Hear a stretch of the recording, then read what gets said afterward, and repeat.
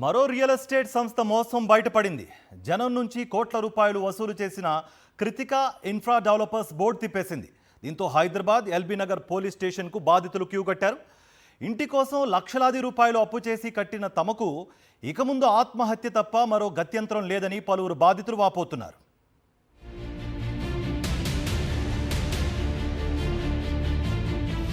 Real estate పేరుతో సంస్థలు ఏర్పాటు చేయడం, జనాన్ని మోసం చేయడం, వారి బండారం బయటపడగానే ప్రజలు పోలీస్ స్టేషన్ల చుట్టూ తిరగడం ఈ మధ్య కాలంలో సర్వసాధారణమైపోయింది.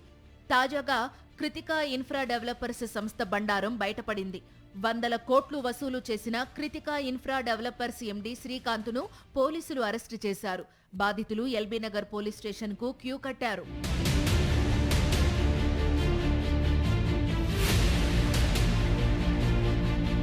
సరూర్ నగర్, బోడుప్పల్, 30 అన్నారంలో ప్రాజెక్ట్స్ ప్రారంభం చేస్తున్నామని కొంతకాలం క్రితం కృతికా ఇన్ఫ్రా డెవలపర్స్ సంస్థ హడావుడి చేసింది. ఈ మేరకు ఈ సంస్థ 70 కోట్ల రూపాయలు వసూలు చేసింది. సంస్థ ఎండీ శ్రీకాంత్ 2 ఎకరాల స్థలం రిజిస్ట్రేషన్ చేసుకుని ఆ స్థలాన్ని 140 మందికి రిజిస్ట్రేషన్ చేయించారు. ఇంకా పదుల సంఖ్యలో మిగిలిపోయిన వారికి ఎలాంటి రిజిస్ట్రేషన్ చేయలేదు.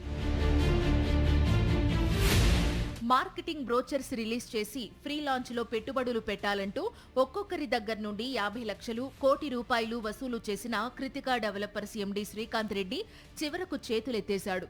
దీంతో బాధితులు లబోదిబో అంటున్నారు. దాదాపుగా 60 మంది బాధితులు ఎల్బీ నగర్ పోలీస్ స్టేషన్కు వచ్చి తమకు న్యాయం చేయాలని కోరారు. పర్సనల్ లోన్స్ తీసుకుని లక్షల రూపాయలు పెట్టుబడులు పెట్టామని, ఇప్పుడు ఆ అప్పులు కట్టలేక ఆత్మహత్య చేసుకునే పరిస్థితి వచ్చిందంటూ బాధితులు వాపోతున్నారు. కృతికా ఇన్ఫ్రా డెవలపర్స్ లో 21-22 లో కట్టానండి అమౌంట్ 20 lakhs.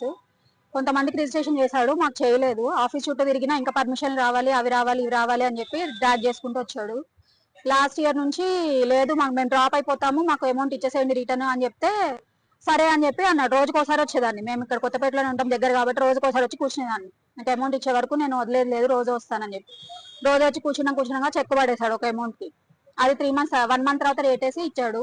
అది వేస్తే అది కాస్త బౌన్స్ అయింది. లా సిస్టమ్ అనేది కరెక్ట్ గా ఉంటే ఇష్యూస్ అనేవి ఇట్లా ఫోర్గో అవ్వండి. ఇట్లా ఒక్కరు ఇద్దరు కాదండి, కొన్ని వందల మంది సఫర్ అవుతున్నారు ఇలాంటి అన్యాయమైన ఇష్యూస్ వల్ల. ఇలాంటి బిల్డర్స్ కి, ఈ చీటర్స్ కి ఫ్రీడమ్ ఉన్నంత వరకు జస్టిస్ అనేది జరగదండి. మేము 2022లో నిజంగా చెప్పాలంటే దౌర్భాగ్యమైన విషయం, పర్సనల్ లోన్ మరి తీసుకొని మరి కట్టామండి. పర్సనల్ లోన్ అంటే ఎట్లుంటుందో మీకు తెలుసు.